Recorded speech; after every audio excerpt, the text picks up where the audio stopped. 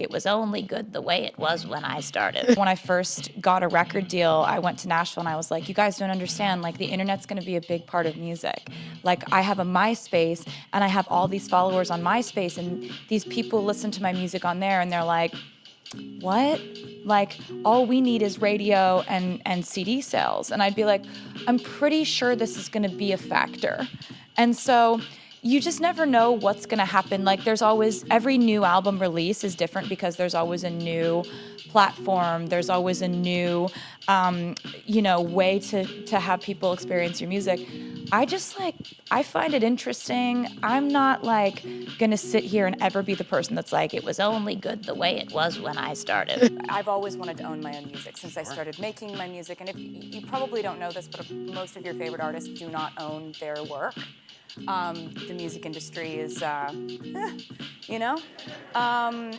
certain corners of it. But I think that there was something that happened years ago where I made it very clear that I wanted to be able to buy my music. That opportunity was not given to me, and it was sold to somebody else. And so I just figured I was the one who made this music first. I can just make it again. Yeah. So that's what we're doing.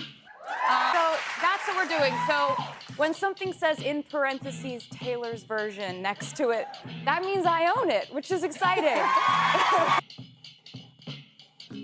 Hey, we all know Taylor come up with an amazing banger, and personally, I love the aesthetic of her new album, and you can get more of her aesthetics by buying some of her rarest merch from Swiftielogy.com. Why I wanted to be in country music because, when I was growing up and I would look at country artists, only when the Dixie Chicks and Shania Twain and Faith Hill came along did I see people who were making these storyteller songs using acoustic country instrumentation, but putting on like pop spectacle shows, making pop videos, like Ready to Run, great tune. Yes, and also just like the fact that they were so overt in their femininity as well as so overt in their strength.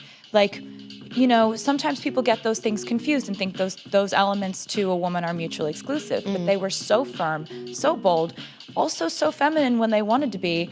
They affected me so much and they inspired me so much. And like to have them on my album is something that feels like a full circle thing in so many ways that I can't even encapsulate them in words. We got was about which song of yours is the most fun for you to perform?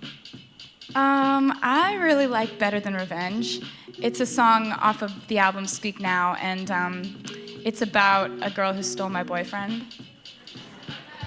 And I got mad. And I wrote a song about it. And we do this it's just furious and angry and fun, and like we have this gigantic bridge that drops down from the ceiling, and me and my two backup singers are on the bridge just like throwing our hair around and headbanging, and so that's a really fun one to do. And for me, they're all really, I think Dear John has a fun payoff. Yeah. Absolutely. The song, I started it as a joke. Honestly, I was kind of looking at this whole fictionalized version of my life that the media has portrayed, because I don't talk about my personal life, so they've kind of had to make one up for me. And I guess in the last couple of years, the story has been that I'm like a serial dater, and I like have all these boyfriends, and we're traveling around the world, and everything's great until I get over emotional and crazy and obsessive, and then they leave, and I'm devastated, and then I write songs to get emotional revenge because I'm psychotic. And that character, if you think about it, if that's actually how I was, such a complex, interesting character to write from the perspective of. So I was kind of like, I could write a song from her perspective and see how it would turn out.